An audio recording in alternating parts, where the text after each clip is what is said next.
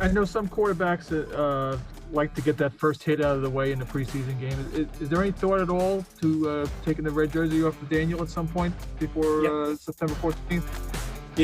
We've talked about it. I mean, with quarterbacks, you want to go ahead and be calculated in how you start banging them around. I don't think we're going to throw him in any, Royal Rumbles or anything like that. But, at some point we'll pop his pads a little bit in a controlled environment.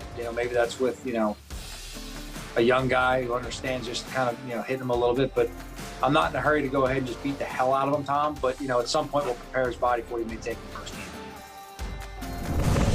On this Wednesday edition of PFT Live, we become extra cynical about the genesis of questions. That one felt like a plant, too. Now, how does that one just get pulled out of thin air? Hey, you thinking about taking the red jersey off the quarterback, even though nobody ever does that? And there's some play in the joints there, Chris. Yeah. Is it really going to be live fire? Right. Regardless, it sounds like they're going to bang around on him a little bit. They're going to show him the consequences of the clock running out. And we've talked about how Daniel Jones had so many fumbles last year because the clock wasn't moving as fast as it needed to in his brain, and he was getting hit before he could get rid of the football, and the ball was popping free. Yep. The broader, bigger picture here, Joe Judge already doing some controversial things, talking about taking the red jersey off the quarterback. That's a little bit out there. That's on the edge. Yeah, it is. That would be risky, is what that would be. I mean, seriously. But, and I don't think he's going to be stupid here or do something like, hey, guys, it's a live 11-on-11 scrimmage. Daniel Jones is live, guys. You can come around the edge and just blindside him and crush him. No, I don't think that's what he's talking about.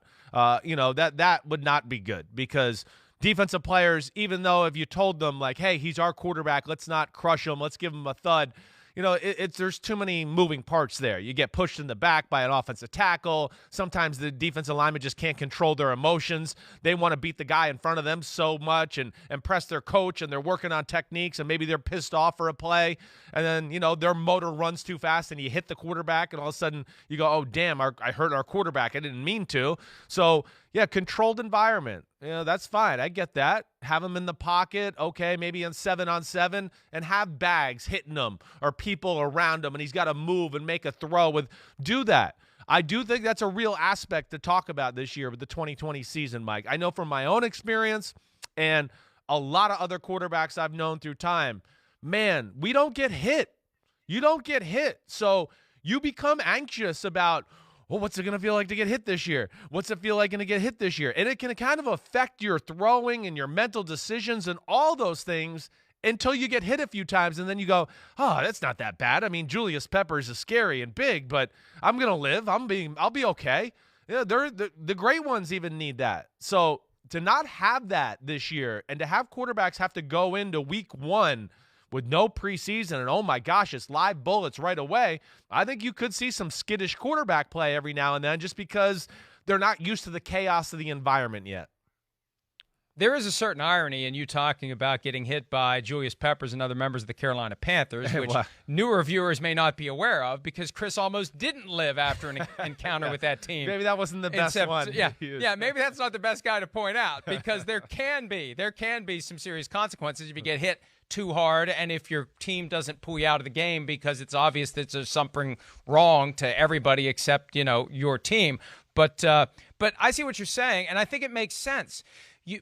In a normal year, you're out there, and even if you don't get hit, you're at risk of getting hit. It's a different mindset in a preseason game. Right. Even if they never touch you, yes, I can be happen. hit. Yeah, this is part of the risk that I know I'm assuming as I go out here and play my game, and you got to get the quarterbacks ready for that. You don't want it to be something that causes them to react differently, to maybe think a little bit too hard, hold on to the ball a little bit too long, get rid of it a little bit too early because they're thinking about it. So you got to find a way to bounce them around a little bit, and that sounds like what Joe Judge is doing. He said he's not going to throw him into a Royal Rumble, but they are going to find a way to maybe get his attention. And I think that, especially for a young quarterback, you have to be thinking about that this year. I think there's some logic there. Yeah, a young quarterback, and as you mentioned, Mike, had a fumbling problem last year because oddly enough, he could block out the pocket to such a degree and keep his eyes down the field that he was almost fearless in there. But that is the one thing we need to see him work on this year. he's a very good athlete, sliding around the pocket a little bit more, get out when it's the first, second guy aren't open, get out, run, do something. But, don't just stand there and keep patting the ball and being fearless that way, because it's just going to lead to you getting hurt or, bad things happening. And I think Daniel Jones is smart enough to know he's got to fix that part of his game. And I think that will be something, they got to do a little bit, drill him with it, hit him with pads, do those things so he can feel it and get the ball out of his hands and be in some of those tough spots. Hi, I'm Mike Tirico, and thanks for watching. Make sure to hit subscribe for the latest news and highlights from NBC Sports.